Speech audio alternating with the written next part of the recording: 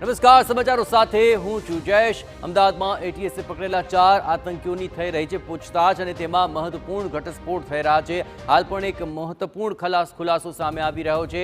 શરિયત-એ-શહાદત એકાઉન્ટમાં video upload કરવામાં આવ્યો હોવાનો ખુલાસો થયો અને આ વિડીયોમાં જેહાદને લઈને અનેક ઇન્સ્ટા એકાઉન્ટની વિગતો મળી છે। જેહાદના એકાઉન્ટમાં જોડાવા માટે પણ તેમાં ખાસ અપીલ કરવામાં આવી હતી। ઇન્સ્ટામાં કાશ્મીરથી લઈને પાકિસ્તાન સુધીના નામથી વિવિધ આઈડી બનાવાયા છે। દરેક આઈડીની અને આઈડી બનાવનારની એટીએસ હવે તપાસ કરશે।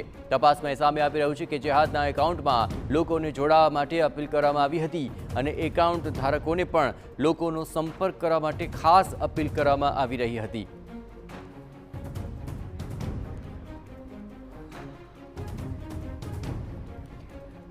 અને આ જ મામલે વધુ વિગતે વાત કરવા માટે જોડાઈ રહ્યા છે TV9 સંવાદદાતા હરીન માત્રાવાડિયા। હરીન, આખરે આ 4ની આ તપાસની અંદર આ મોટા ખુલાસા થઈ રહ્યા છે, પરંતુ આખરે આ એકાઉન્ટ્સ અને તેના દ્વારા થતી અપીલથી કેટલા મેલા ઈરાદા આમના હતા તેને લઈને આ શું ઘટસ્ફોટ થઈ રહ્યો છે? હરીન,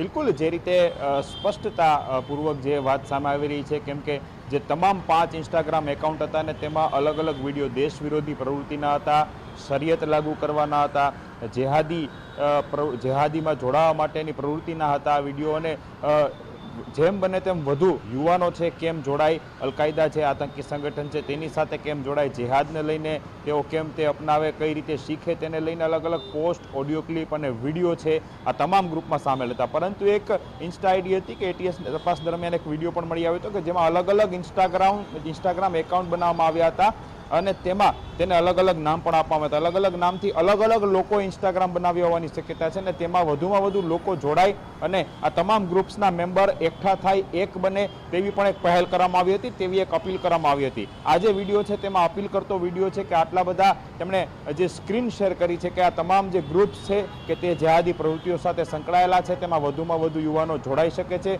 અને જેહાદી પ્રવૃત્તિ અલ-કાયદા છે તેને પ્રેરિત થઈ શકે છે અને તેમાં જ આ અપીલ કરવામાં આવી હતી કે ત્યારબાદ જોડાવ, કોન્ટેક્ટ કરો। ઇન્સ્ટા આઈડી બનાવનાર વ્યક્તિને પણ એવી અપીલ કરી હતી કે તમે પણ વધુમાં વધુ લોકો તમારા ગ્રુપ્સ છે તેમાં જોડાવ અને જે અન્ય લોકો છે તેમને પણ એવી અપીલ કરી હતી કે તમે આ ગ્રુપ્સમાં જોડાવ અને જે એકાઉન્ટ યુઝર એટલે કે ઇન્સ્ટા આઈડી બનાવનાર છે તેમણે પણ અલગ અલગ લોકોનો સંપર્ક કરવા માટે કહ્યું હતું। હવે આ તમામ જે ગ્રુપ્સ આવેલા છે તેમની એટીએસ તપાસ કરશે, કેમ કે અલગ અલગ નામથી આ ગ્રુપ્સ છે, કાશ્મીરથી લઈને પાકિસ્તાન સુધીના નામથી આ ગ્રુપ્સ બનાવવામાં આવ્યા છે।